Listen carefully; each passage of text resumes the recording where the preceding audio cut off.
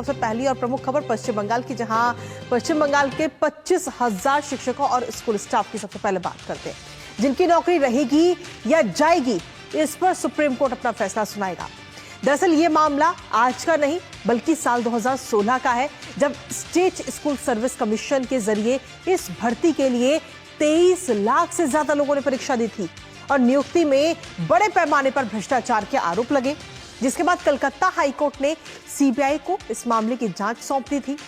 पिछले साल 7 मई को सुप्रीम कोर्ट ने नौकरी रद्द करने के कलकत्ता हाईकोर्ट के इस आदेश पर अंतरिम रोक लगा दी थी।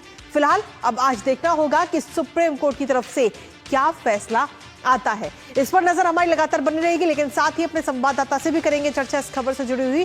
लेकिन उससे पहले आपको बताते हैं कि क्या पश्चिम बंगाल की ममता सरकार का होगा पर्दाफाश। तो जी हां, शिक्षक भर्ती घोटाले पर क्या ममता बनर्जी आज फंसती हुई नजर आएंगी, ये देखने वाली बात तो होगी, क्योंकि ये जो पूरा मामला सामने आया इसमें कहीं ना कहीं गाज गिरती हुई नजर आ सकती है। मुश्किल में है इस वक्त 25,000 शिक्षकों और स्कूल स्टाफ की नौकरियां, क्योंकि उनकी नौकरी जा भी सकती है और रह भी सकती है। घोटाले पर सुप्रीम कोर्ट आज अपना अहम फैसला सुनाने जा रहा है, जिस पर नजर हमारी लगातार बनी रहेगी। अब से कुछ ही देर में यह फैसला सुनाया जाएगा। इसके साथ ही आपको बता दें कि इस भर्ती के लिए साल 2016 में 23 लाख से ज्यादा लोगों ने परीक्षा दी थी और इस परीक्षा के बाद में नियुक्ति में ममता सरकार पर भ्रष्टाचार के कई तरह के आरोप लगे, जिसके बाद में जांच भी हुई। 2016 का ये पूरा मामला, जब स्टेट स्कूल सर्विस कमीशन के जरिए ये भर्तियां की गई थी। उसके बाद में कलकत्ता हाईकोर्ट ने सीबीआई को इस पूरे मामले की जांच जो है वो सौंप दी थी और राज्य सरकार ने सीबीआई जांच का विरोध उस दौरान किया था, जिसके बाद में हाईकोर्ट ने अपना फैसला सुनाया था और इन भर्तियों पर जो ये नौकरियां थी उसको रद्द कर दी थी, जिसके बाद में कोर्ट ने ममता की भी क्लास लगाई थी। आपको बता दें कि अगर पिछली सुनवाई की अगर हम बात करें तो पिछली सुनवाई में सुप्रीम कोर्ट ने कई टिप्पणियां, कठोर टिप्पणियां ममता पर की थी। नियुक्ति रिकॉर्ड रखने को लेकर लताड़ सीधे तौर पर ममता बनर्जी को और उनकी सरकार को लगाई गई कि आखिर आपने नियुक्ति का जो पूरा रिकॉर्ड है वो क्यों नहीं रखा। राज्य सरकार को डिजिटल रिकॉर्ड रखना चाहिए था, ये बात सुप्रीम कोर्ट की तरफ से पिछली सुनवाई के दौरान कही गई और सीधे तौर पर जो राज्य सरकार है उसको लताड़ लगाई गई। ममता सरकार ने व्यवस्थागत तरीके से ये गड़बड़ी की है, ये बात भी सुप्रीम कोर्ट ने बीती सुनवाई में कही थी और कोर्ट में संतोषजनक आंकड़े नहीं रख पाई थी बंगाल सरकार उस दौरान, जिसके बाद में अब आज कहीं ना कहीं अहम सुनवाई है। हमारे साथ हमारे सहयोगी प्रसन्नजीत इस वक्त जुड़ रहे हैं, सीधा उन्हीं का रुख करेंगे ताजा अपडेट के लिए। प्रसन्नजीत, अब से कुछ ही देर में ये अहम फैसला आ जाएगा, सुप्रीम कोर्ट अपना फैसला सुनाएगा और ऐसे में देखना ये होगा कि जो 25,000 शिक्षक और जो स्टाफ है उनकी नौकरी रहेगी या नहीं रहेगी। देखिए कृतिका, ये अदालत किस तरह की फैसला देने जा रही है इसके बारे में तो कोई टिप्पणी हम कर नहीं सकते, बिल्कुल। लेकिन मुश्किल इस बात की है कि जिस तरह से पिछले कई सालों तक हाईकोर्ट की जो फैसला है और उसके बाद सुप्रीम कोर्ट में सुनवाई की समय पे जिस तरह की, जिसे हम ऑब्जर्वेशन कहते हैं, तो ये ऑब्जर्वेशन है, ये ऑब्जर्वेशन काफी खतरनाक है।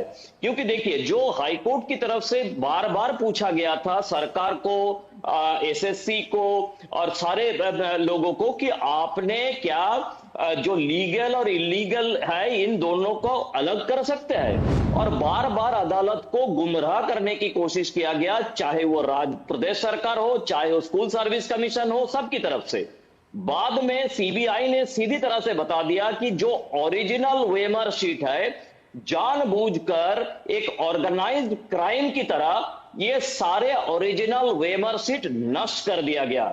इसीलिए उसके बाद ये संभव ही नहीं है कि जो लीगल और जो इलीगल है इन दोनों को, मतलब हम लोग कहते हैं ना कि चावल से कंकर निकलना ये मुश्किल है, तो हाईकोर्ट की तरफ से बताया गया था कि पूरे चावल को ही फेंकना पड़ेगा।